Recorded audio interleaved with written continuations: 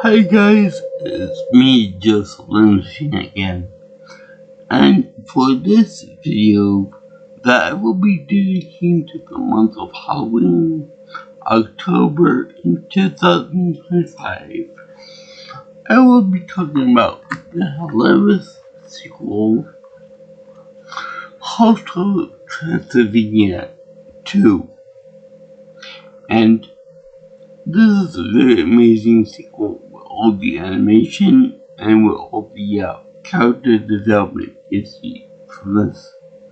So it's really something special. Now, before I get into talking about the movie proper, they have something in the back here where they have all the main characters and monsters lined up one in front of the other, and it will remind me of the episodes for Dragon Ball Z, in which they have all the Union Force members, Gildo, Jake, Berger, Raccoon, and then Captain Yin himself, and went in front of you. Not well, of course, but yeah, it reminded me of that. So I don't think this is such a harken back to that or whatever. And before getting into the movie again, too, there's also a little thing I should point out here. This is a DVD, Blu-ray, CD combo pack.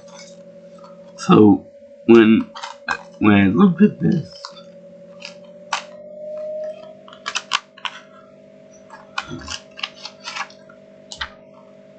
notice that with the DVD version of it, they have it on regular CD, silver CD with the name on it. But with the Blu-ray version of it, you have a nice picture of Blobby, which is a very soft-headed character, very imaginative, because he's naive or stupid in some circles, but he's more of a character. Not really based on any one character in particular. He's based on the concept about a Morris blob that absorbs anything that touches it. Kind of like from Lord of the Zelda or the blob from the Blob movies. So that's pretty fun. He turns out to be a minor character in the movie, but he's so funny nonetheless. Anyway, this falls on the hill of Hotel Transylvania #1, in which Mavis, Draco's vampire daughter, marries with Johnny, a full-blood human who's also part hippie and very much into monster culture and everything. So they wait after they're married to have a child named Dennis the Menace, but real name is Dennis. Now, it's very funny to note that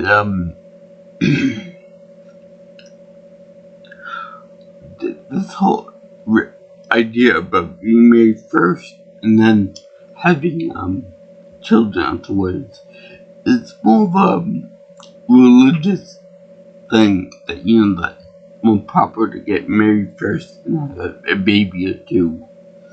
So I know that Count Dracula is very against crosses, and crosses happen to be a Christian piece of Christian iconography. So this could also be like a Christian wedding type tradition of having children only after they get married. So it's a little bit confusing there. do you not like Christianity for the crosses and stuff? Or do you like the rules for getting married and then having children? Just something speculating on. It's not explicitly said in the movie. But, yeah. And, during the entire course of the movie, Count Dracula, played by Adam Sandler, is trying to dentist to grow out his fangs and become a full vampire.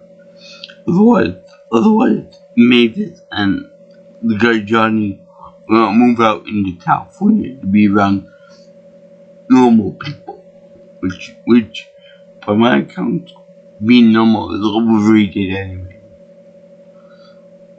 But Dracula wants the kids to be raised over there. And may I just say that there's something that I noticed from the first movie that they didn't comment on in the first movie. I love Selena Gomez's voice in this role. She's perfect for the role of Mavis. And in particular, I like it when she laughs.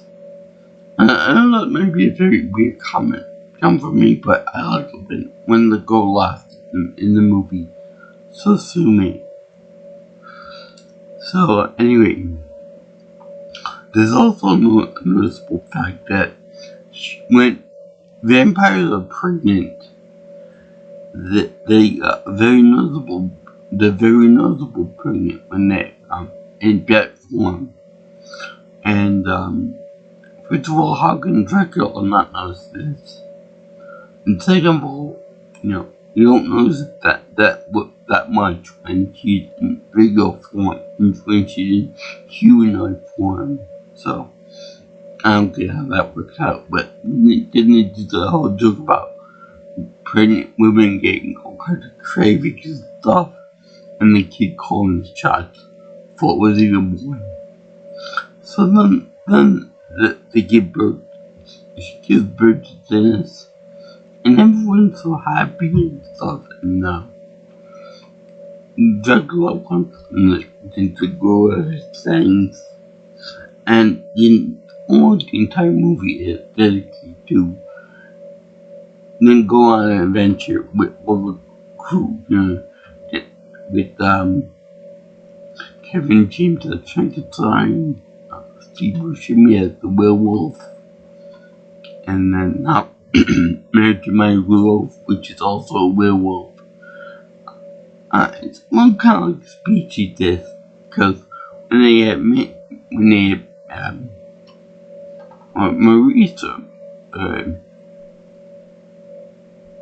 the mummy there, I think it's Maurice, well, not Manny, that's someone else, but Maurice, they had him go out with other beings of their own kind.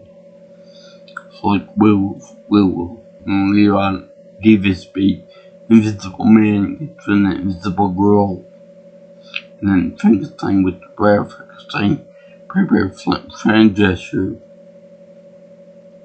I hate her voice in this because she has to act to make herself sound like that. She doesn't know what to like that, so she's trying to be annoying. In any case, you got Maurice that has a mummy girlfriend or date. I think it's supposed to be Nefertiti or maybe Cleopatra. And then you have the werewolf couple. And then you have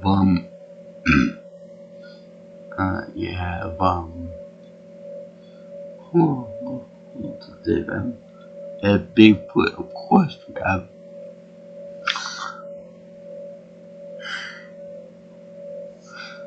the Abominable Snowman. We have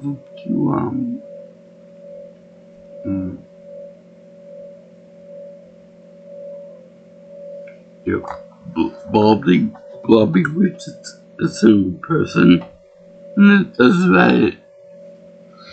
So they all go on like a road trip to try to get kid to grow fangs and become a true vampire. Because they want to stay with them in Transylvania. So they have they have all kinds of misadventures because first of all, every time that they do stuff that would invoke being a monster, you know, like scaring someone or killing someone in the case of the werewolf trying to take on a deer and stuff, something bad always happens in that. Number one, when Frankenstein tried to do his scaring thing, he did like a very, very good scaring thing at first, like slowly from onto the ink. But then when he goes full, full scary mode, the women are like, "Oh, can we have your picture? I want to do something with you." So then he does that thing where he does like holding his own head and stuff, and then he points at them. And it's really funny. What's even more funny is that even in animated form, you have Kevin James playing a big fat ass. That's really funny. It's like he's typecast as that type of character. And it's really funny because he tries on one of Dracula's suits and capes. And what's really funny is that he looks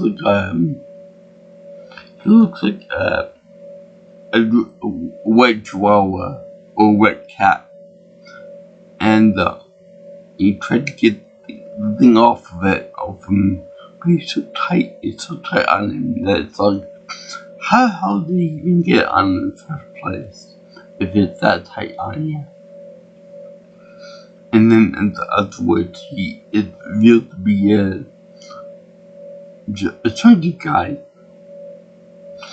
where I always thought that the original Frankenstein was supposed to be not like the rock size character, but like pretty buff, like my size, but like much taller and not disabled.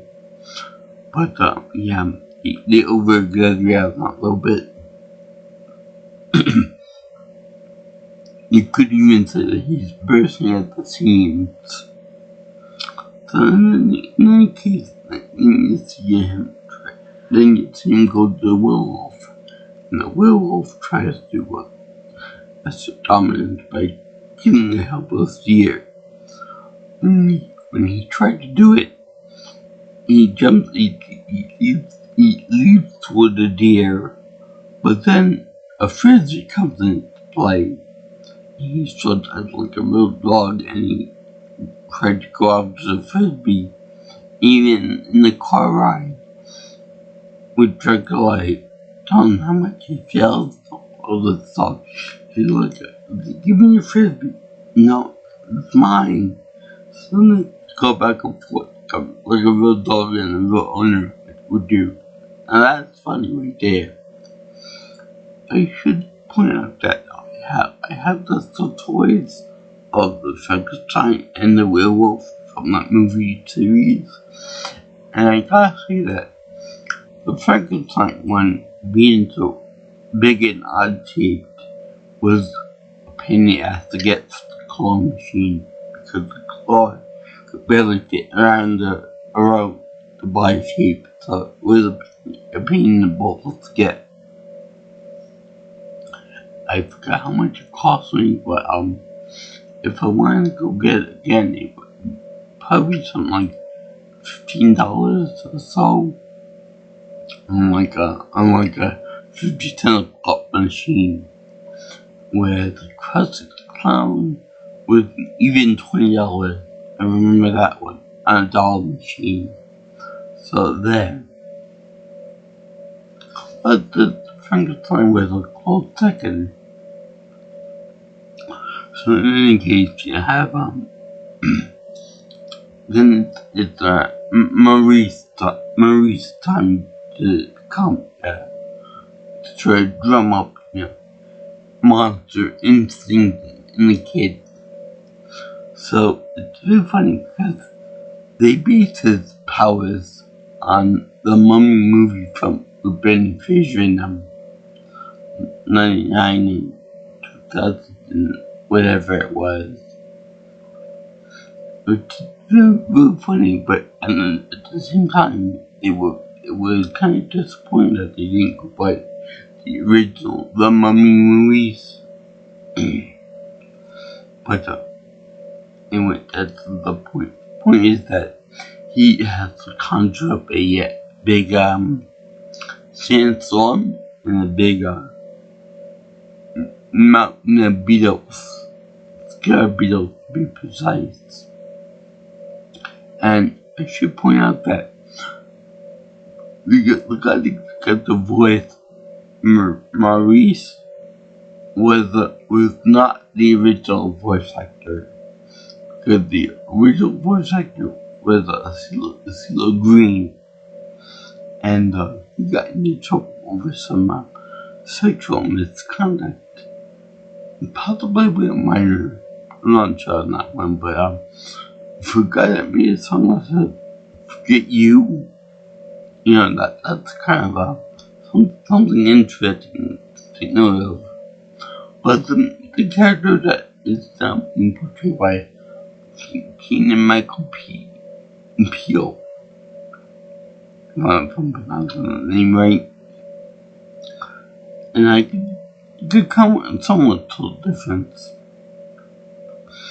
And he hadn't done that dance and that curse dance for a long time. So it's it wouldn't be surprised that when he's doing the Macarena, I could swear that when he does the dance like walks like an Egyptian, one of the poses and stuff, and he does it. Anyway, it's a nice little trick in his back. So that's really funny to me that he gets a trick in his back. He can't do the rest of the dance. The only sand that he conjures up is like a little pin little sand, like a little snowman's worth of sand. To which Frankenstein helped him out with, put like a hole in a carrot for a nose. Yeah, really helping the kid out, real monster identity in there. So, anyway, next up is Dracula's old, camp where he would grow his own fangs. And, the camp is like something that his own father, Vlad, took him to when he was a wee little vampire. And over the years, it's been transformed into more of a day camp and a real man camp. What I mean by that, they were more like, now they're more into modern culling and being nice to people and handing them certain things and being just the general babysitting camp.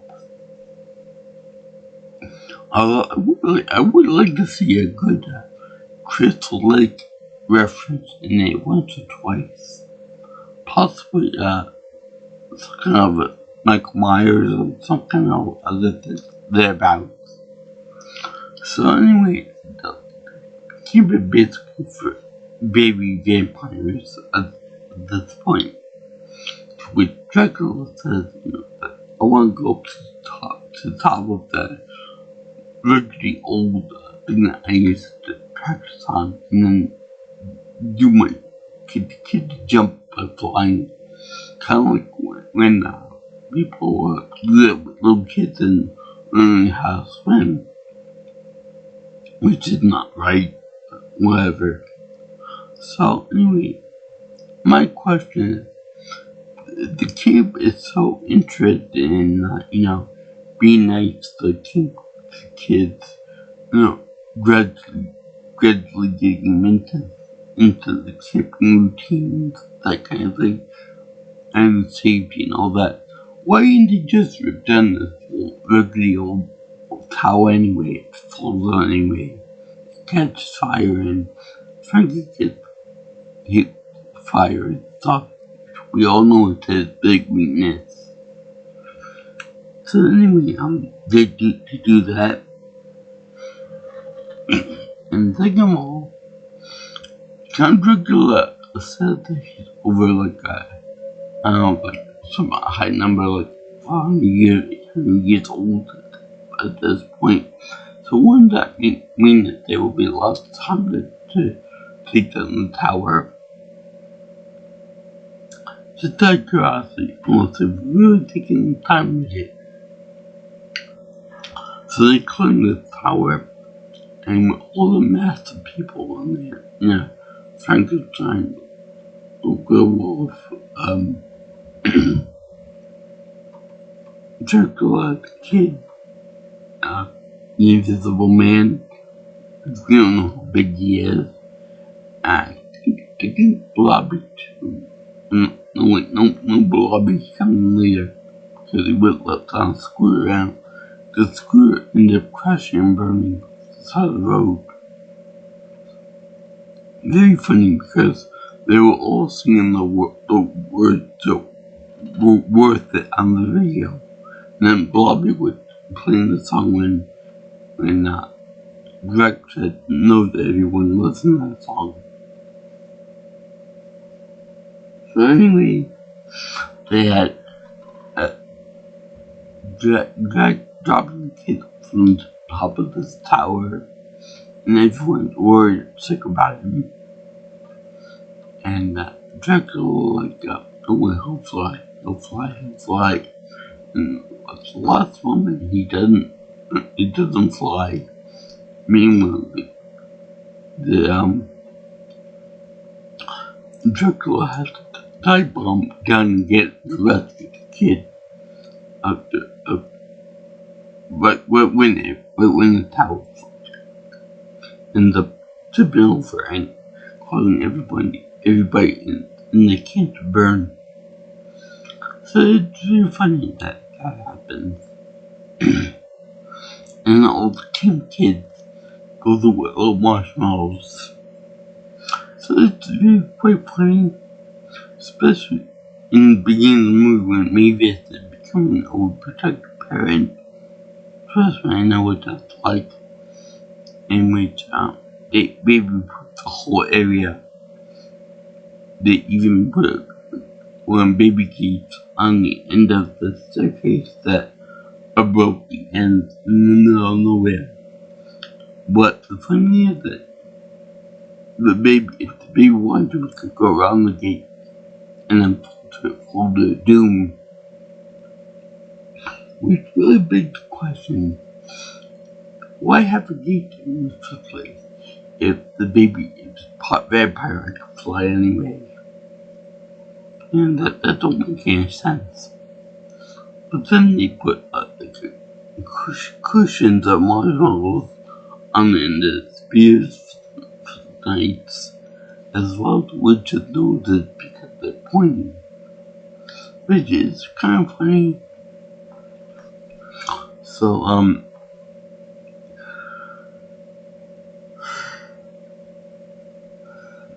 then they got Rachel yelling in front of Mavis, who's pissed off that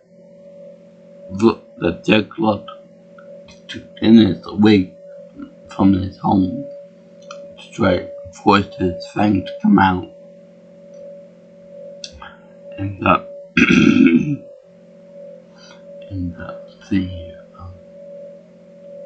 had to race the traffic on Blobby's scooter, which is really funny because, with all the big with all the big and heavy characters in there. You know, the school only goes like 1 mile an hour. Which I can personally attest to because one time I took a brand new scooter and I had two big guys standing on it with me.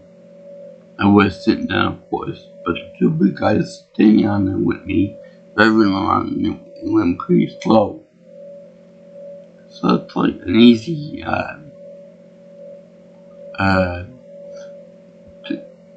it's an easy 550 pounds more or less, with me included in it, so pretty damn slowly for a brand new scooter. And of course the guy had to, Blobby guy take a piss, and then Jekyll yelled at him for doing that when there's no traffic involved. So anyway, that is very, very funny because we all have one person who got to take a piss every 5 minutes on a road trip. Like my mother. Yeah, for all of my love and concern for her and stuff, she had to go to the bathroom every 5 miles on a road trip. And she couldn't hold it in. But besides that, you got, they were always home. At one point, they even get, Maurice, unwrapped. She did the skin little thing about this, that's wide. And then you got, they get home and everything, but not before maybe. Maybe it's a piss off at the father. Now, I gotta say that maybe it looks adorable when she's angry. Like all women, they look adorable when angry. And just like to have one last birthday party for Dennis. And it's so cute that they have a candle there. It's also a monster too. So anyway, they have a little thing with the birthday party, and maybe it's had to invite the Uncle Grandpa Vlad, and Grandpa Vlad is played by the legend himself, Mr. Mel Brooks. And boy, is he is playing this movie. They give him all the best lines. He digs on Dracula all the time. He also has a little man bet, like a bestial, feral type, evil, type of, creature named involving Bella. Meaning Bela Lugosi, the original actor for Dracula. And that was actually a pretty good tribute to him. They also have this thing where Winnie, the tall girl werewolf of Steve Buscemi and my real litter is is actually in love with the guy there, and she even wants to do the zing with him from the first movie. Now, number one, it's kind of odd that out of a little of 300 puppy dogs that she did with female. What are the odds of that? They play off like a, girl crush and all that. But that's permanent, being that they zing Like, I don't know if it's really a thing with the vampire lore. And second of all, remember that whole uncle blah blah blah joke that Dracula hates? And what gets in and says blah blah blah. So like, where did he get that from? It was you taught him how to do blah blah blah. From Mavis. That was a good carryover joke. Also, another good joke is that they have the GPS in the car driven by David Spade, Invisible Man. So anyway, they have it so that the GPS is voiced by a very good stand-in for Pierre Lore. And Pierre Lore is a very famous actor who played a bunch of weird and creepy characters in the early days of cinema and stuff. But what really gets me is his voice is a very standout voice that I can recognize from anything. I'm like, oh yeah, he tried to imitate Lord, the legend. That's pretty funny. Like a celebrity GPS voice. I remember there was Joe Mavis one. I think there was one for Darth Vader, I believe. Correct me if I'm wrong on that, but in any case, they try to build up the relation between Winnie and the kid because she tried to lick him at every opportunity, like a real dog would. I don't know if that would count for bestiality or whatever, but they do that. So anyway, the guy Vlad, Grandpa Vlad is yeah, they also do the thing where they say is vampire. It's Grandpa. That's the vampire. It's obvious, like Dracula said once about his own relationship with the kid. So anyway, he showed Dracula said that Vlad's old school. I don't like humans. I want to eat them all. I want to eat their soul. Now, I know that in the movies, at least in the book too, I don't remember actually reading Dracula. Might have to read it again. But I don't actually remember Dracula actually being able to steal someone's soul. I remember all the other bad stuff that he did, but I don't remember the soul part. Correct me if I'm wrong on that one, but I don't think that he can steal your soul or devour you, whatever the case is. Yet also, in the birthday party, they have the human family of Johnny being face painted like zombies, and they have him dressed like the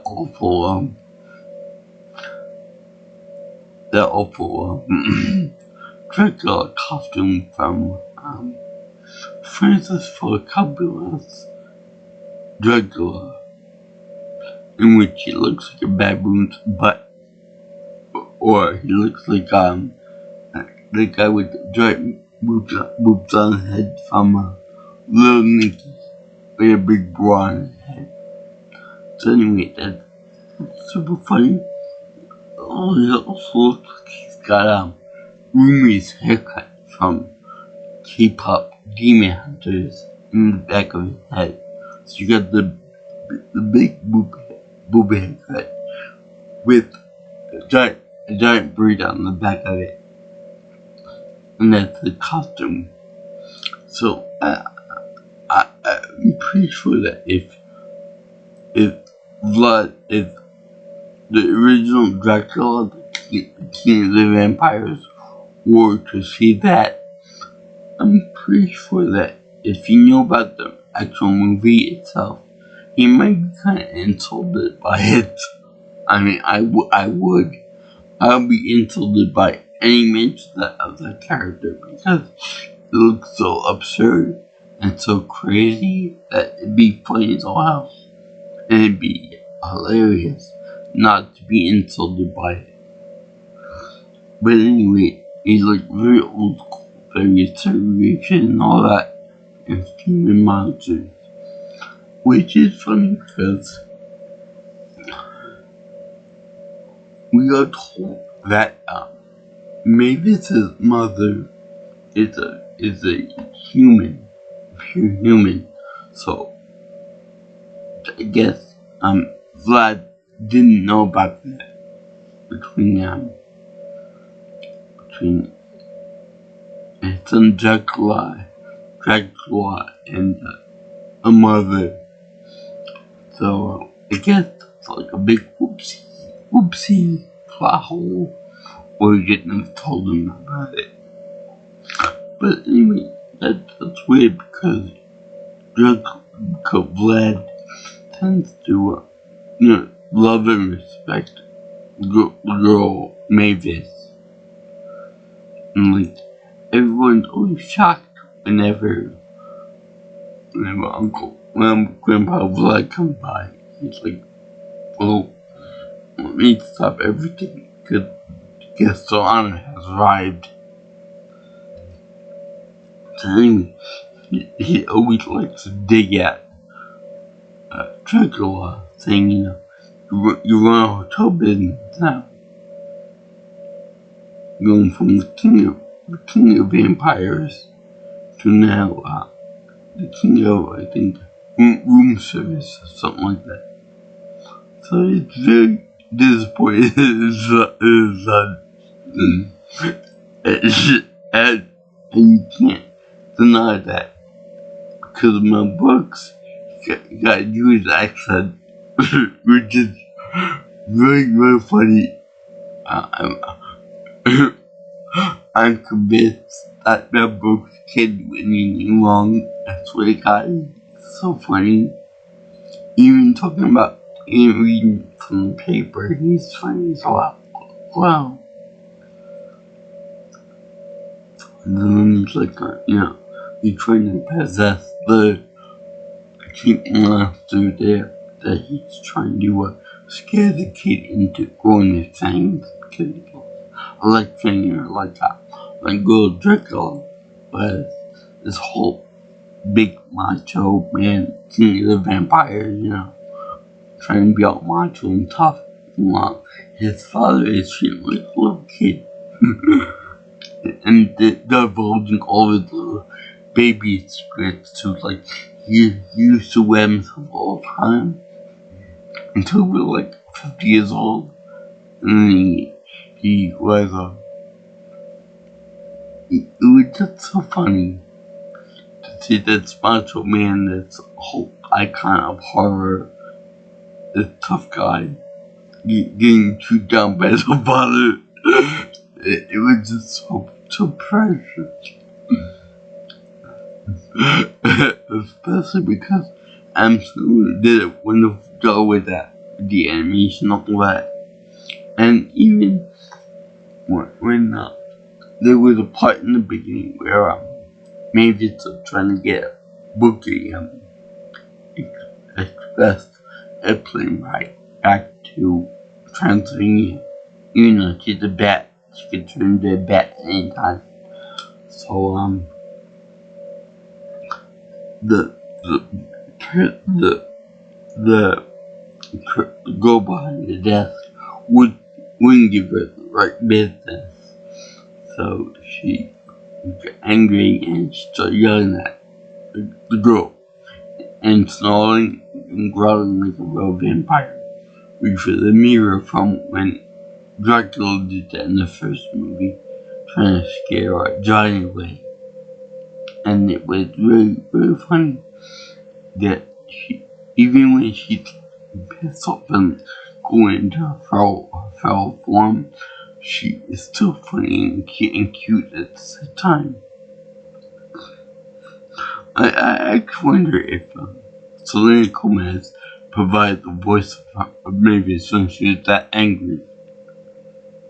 So anyway, the character development comes from Dracula saying that, you know, Dennis and the rest of his human family are just so sweet, so kind, and so nice that, you know, that I don't want to be part of your family if you don't want to know them or give them a chance.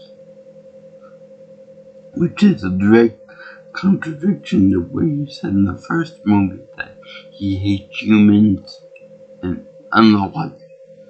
So he's woman, but that's running. Probably because kid is part of his own lineage. And now they have what we're dragged with Uncle Vlad does in fact go over to Dracula's side in a very heartwarming moment. And just forget it. Forget about my rivalry, forget about my hatred. Let me side with them. And this is all good stuff, but I would think that for being that over 1,000 years old at this point, I believe that there should be a little more time to actually come over to the other side and then become a good guy. In fact, I think that Bella is like that evil feral creature tonight.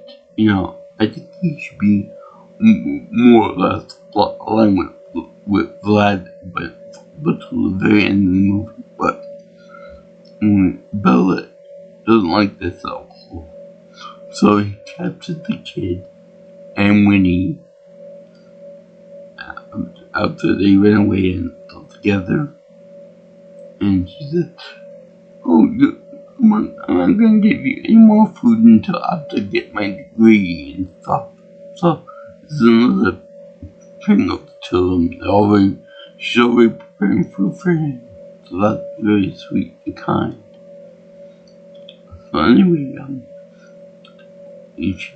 he bites Bella on the hand, forcing him to throw her away and causing her deep pain. You know, she whimpers. Now, this is the same thing as the Gohan with Cell. In that you can do anything you want to him. You can scare him with whatever you want. You can scare his friends, you can do whatever you want to him. But when you hurt his friends or you hurt his family members, that's it. Beast mode comes out. And it's so funny because the kid ends up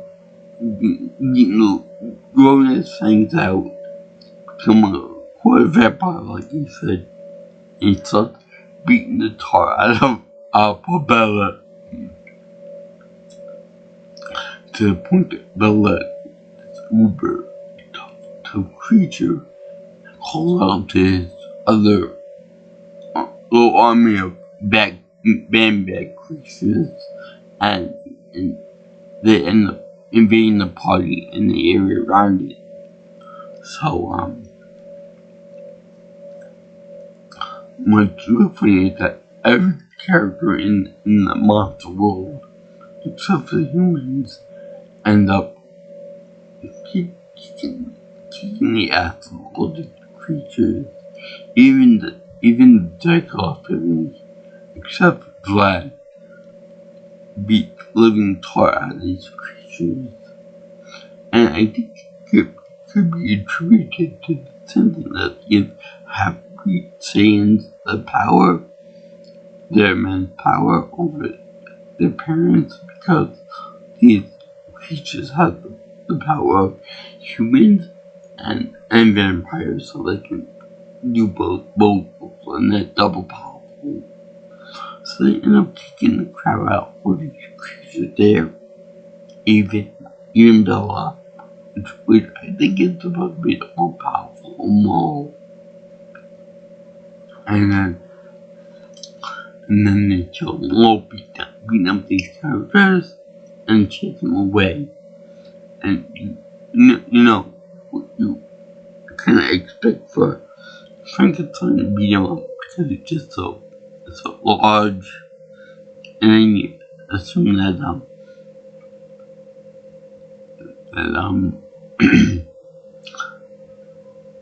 the werewolf kids can beat them up by numbers alone by like 300 people and stuff. And they do. The guy whistles to them and they all attack him like right and sideways. It's pretty funny. The animation on this scene is absolutely gorgeous. And it's very fast paced and very in your face and stuff. It's brilliantly done. I gotta give credit for that. It's brilliantly done.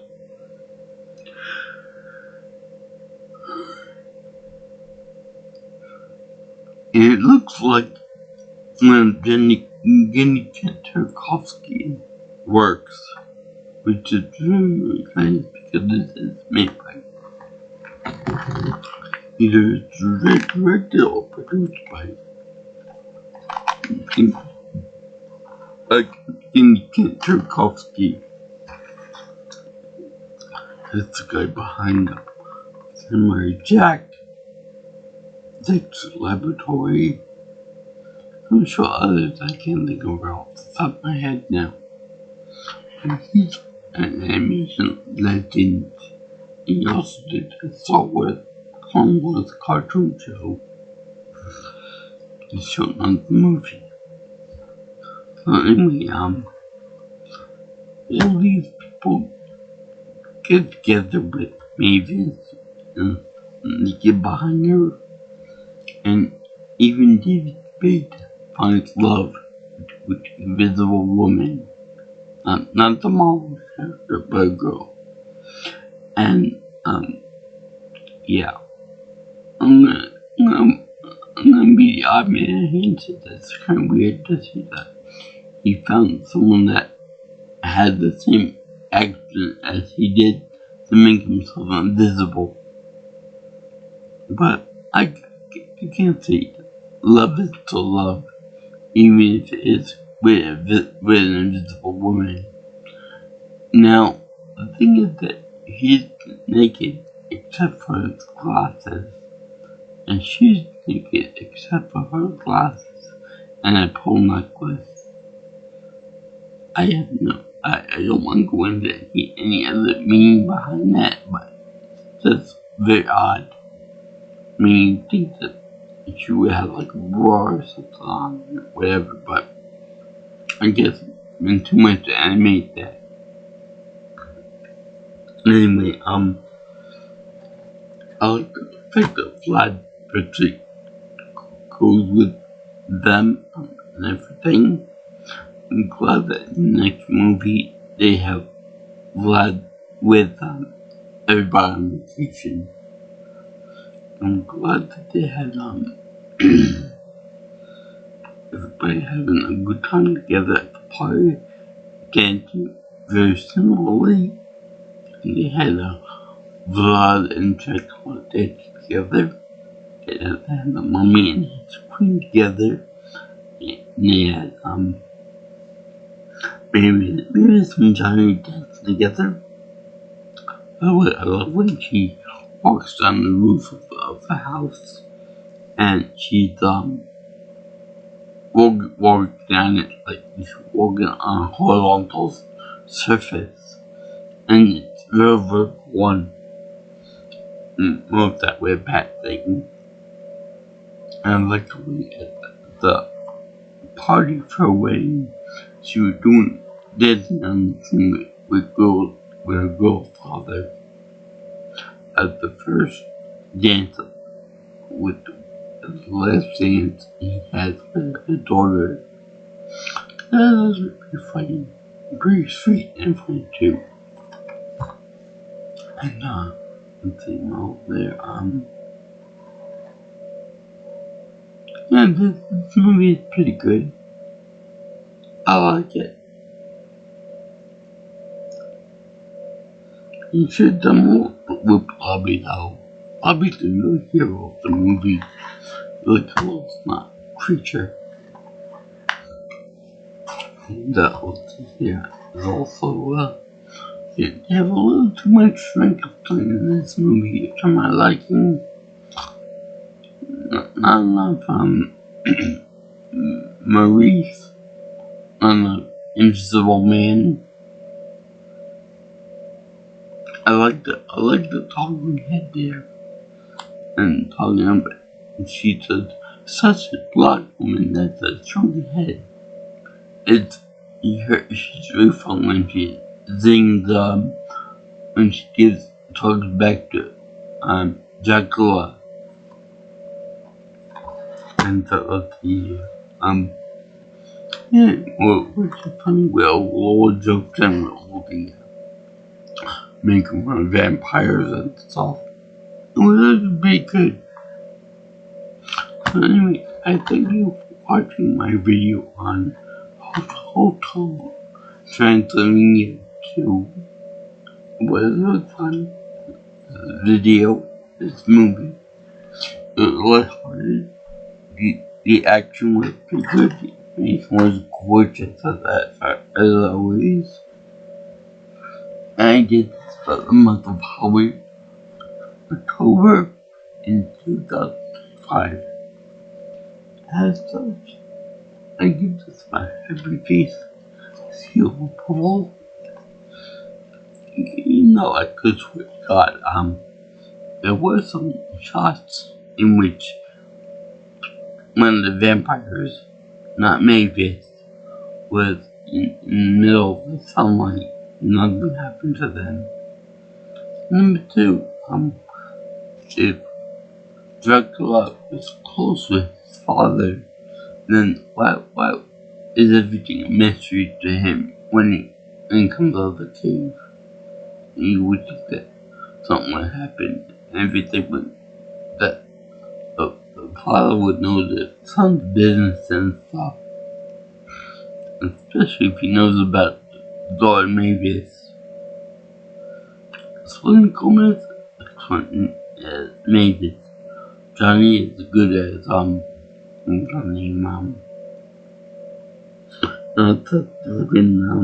guy.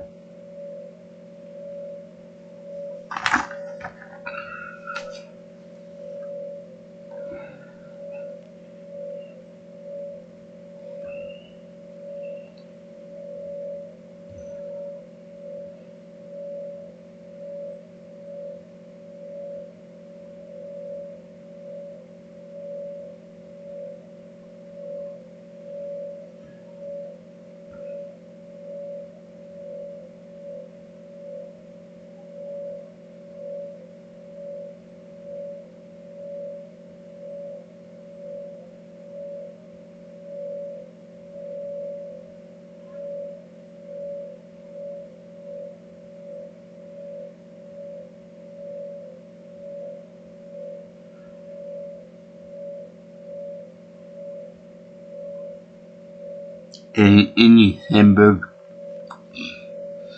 And there's also Minga Malawi doing her current impression as being Johnny's mother, Linda. And of course, you got the regular cast of the SNL characters in it, David Spade, Kevin James, and Mario, especially pregnant wife of the werewolf, another wolf away. Well, they're Amy Steris anyway, this movie is excellent. I highly recommend it to anyone like comment it and meet them.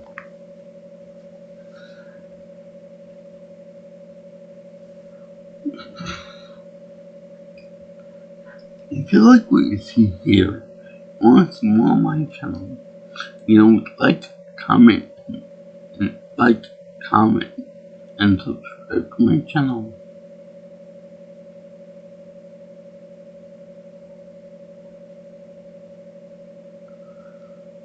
And if you want, you can always reach me by call me or text me at 631-707-3707.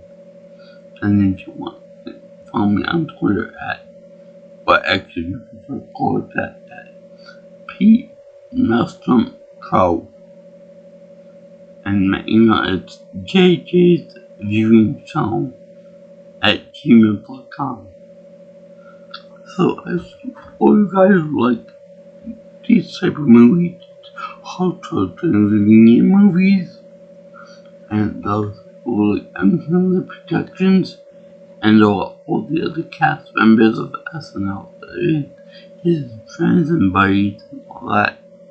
I like it. I like it all.